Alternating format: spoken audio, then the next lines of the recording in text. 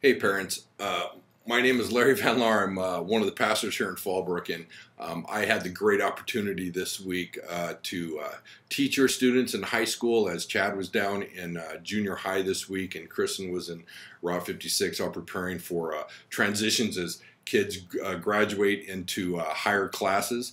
And the main theme of my message this week was, well, it was significance. And really, where do you find your significance?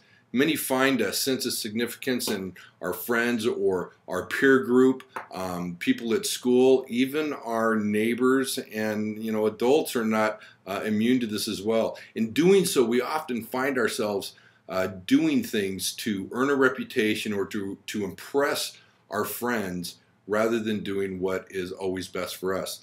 The church or Christians, like I said, are really not immune to this.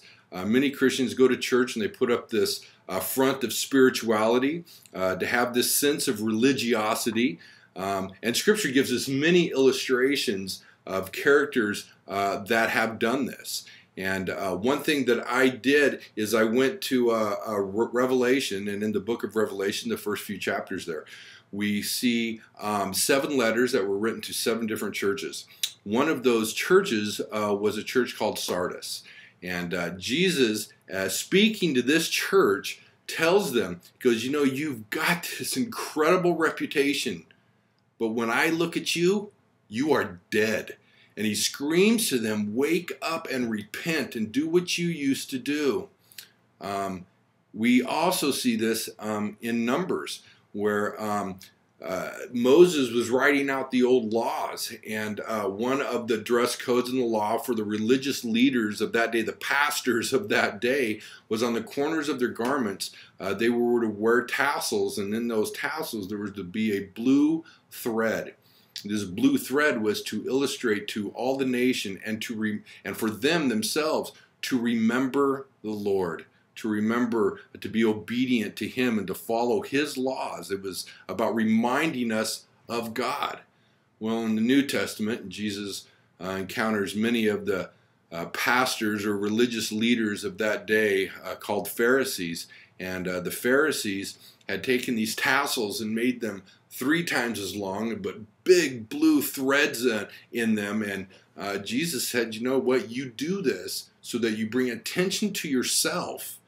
And just like the church in Sardis, while we may have this great reputation, and these Pharisees, people look at them as the spiritual leaders. Really, Jesus says, you have nothing to do with me. And when I look at you, you're really just dead. And so when we search for our sense of significance, is it really about the reputation that we have with people, our friends, our family, our neighbors?